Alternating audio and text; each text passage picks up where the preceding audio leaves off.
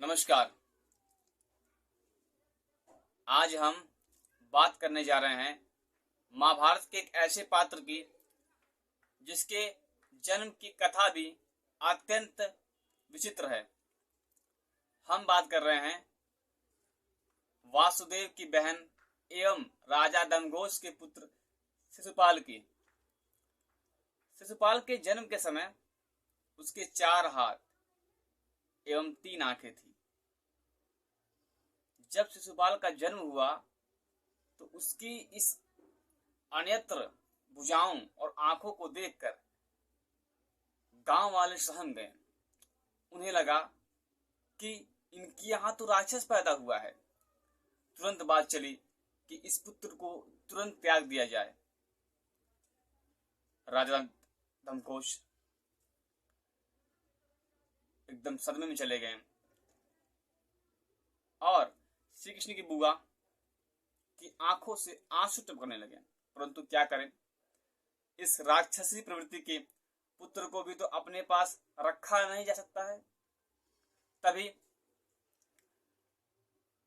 वह अपने पुत्र को त्यागने जा रही थी और आकाशवाणी हुई, रुको रुको, ठहरो ठहरो ठहरो, इस पुत्र को ना त्यागो। आने वाले समय में इसके अतिरिक्त हाथ एवं आंख झड़ जाएंगे। ऐसा सुनकर श्री कृष्ण की बुआ प्रफुल्लित होती, उनका मन खुश हो गया। परंतु अगले ही पल भविष्यवाणी होती है कि जिस किसी की भी गोद में इसके अतिरिक्त हाथ एवं आंखें झड़ जाएंगी, वही इसका वध करेगा, वही इसका संहारक होगा। यह सुनते ही शिशुपाल की मां विलाप के कारण अत्यंत दुखी हो जाती है। समय बीतता गया, लोग आते गए, उनके सगे संबंधी आते गए। सभी बारी बारी से पुत्र को खिलाते, लालन पालन करते और इस विचित्र हाथ और आंखों को देखकर थोड़े सहम जाते हैं।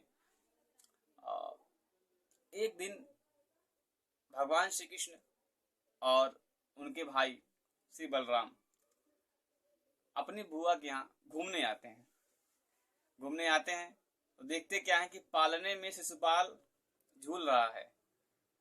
और यह देखकर बलराम तुरंत उसे अपनी गोद में उठाकर उसे पुचकारने लगते हैं, उसे खिलाने लगते हैं। और भगवान श्री कृष्ण भी कहते हैं, भैया दाऊ मुझे दीजिए पुत्र को, बब्बा को मैं भी खिलाऊंगा। तो उनकी बुआ कहती हैं कि दे दो। और जैसे ही उन्होंने उस पुत्र को अपनी गोदी में बैठाया, उसके अतिरिक्त हाथ और आंखें झड़ गई। ये देखकर अचंभा हो गया उसकी बुआ की। मैं बताता हूं उनकी दशा क्या हुई कि जैसे ही गोद में उनके आया और उसके अतिरिक्त आंख और हाथ झड़ गए, तो पहले तो उसकी बुआ खुश हो गई, लेकिन अगले ही पल वह दुखी हो गई, विलाप करने लगी और श्री कृष्ण को एक कोने में ले गई और कहा, भैया तुम मेरे पुत्र का वध करोगे। श्री कृष्ण कहते हैं, क्या कर रही है बुआ, ये क्या कह रही हैं आप? मैं अपने भाई का वध क्यों करूंगा? इसके जन्म के समय आकाशवाणी हुई थी कि जिस किसी के भी गोद में इसके अतिरिक्त हाथ और आंख झड़ जाएंगे, वही इसका वध करेगा। अगर ऐसी बात है तो आकाशवाणी तो कभी असत्य होती नहीं। भगवान श्री कृष्ण कह रहे हैं कि आकाशवाणी तो कभी असत्य होती नहीं। तो उनकी बुआ कहती है, क्या तुम अपने भाई का वध करोगे? अपने भाई का वध करोगे? तुम मुझे एक वरदान दो, तुम मुझे वचन दो कि तुम मेरे पुत्र की हर गलती पर क्षमा कर दोगे। तो भगवान श्री कृष्ण कहते हैं, बुआ मैं विधि के विधान को टाल तो नहीं सकता, लेकिन आपको इतना जरूर वचन दे सकता हूं कि मैं इसके हर एक 100 अपराध जो मृत्यु दंड का भागी होगा उसे क्षमा कर सकता हूं। और यह कहकर वह चले गए। जैसे जैसे शिशुपाल बड़ा हुआ और उसे मालूम चलता है कि श्री कृष्ण के हाथों ही मेरा वध होगा, और यह भी मालूम चलता है कि वह मेरे 100 गलतियों को क्षमा कर देंगे, उसका द्वेष श्री कृष्ण के प्रति बढ़ता जाता है। यह घटना है जब शिशुपाल और रुक्मिणी की विवाह की बात चल रही थी। रुक्मिणी के भाई राजकुमार रुक्मी, जो कि शिशुपाल को पसंद करता था, शिशुपाल से उसकी मित्रता थी और वह चाहता था कि रुक्मिणी का विवाह शिशुपाल से हो। परंतु रुक्मिणी तो मन ही मन भगवान श्री कृष्ण के से प्रेम करती थी, और जब बात चल रही थी शिशुपाल और रुक्मिणी के विवाह की, तो विवाह के कुछ समय पहले ही रुक्मिणी भगवान श्री कृष्ण के साथ उनके रथ पर सवार होकर उनके यहाँ चली गई, अर्थात भाग कर चली गई। तो वहां से द्वेष तो और बढ़ गया।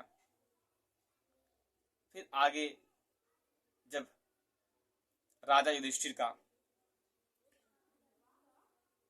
अश्वमेध यज्ञ होता है, और उस अश्वमेध यज्ञ में उन्होंने अलग अलग राज्य के राजाओं को, अपने सगे संबंधियों को, बड़े बड़े महावीरों को आमंत्रित किया था।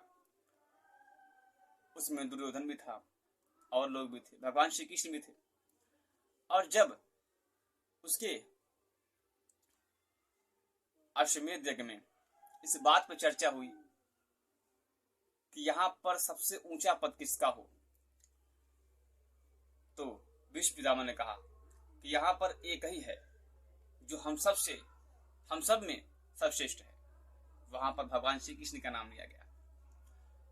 युधिष्ठिर ने उन्हें सर्वोच्च पद पर बिठा के उनके चरण धोए, उनका सम्मान किया। यह देखकर शिशुपाल क्रोध से भर गया और खड़े होकर अनाप शनाप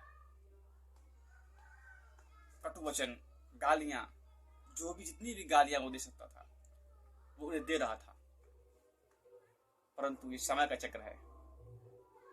जैसे जैसे वो श्री कृष्ण को अपमानित कर रहा था, वहां लोगों ने शस्त्र उठाए, परंतु भगवान श्री कृष्ण ने शस्त्र को अंदर रखने के कहा कि यहाँ पर आप शस्त्र उठाएंगे, लहू बहेगा और यह स्थान अपवित्र हो जाएगा।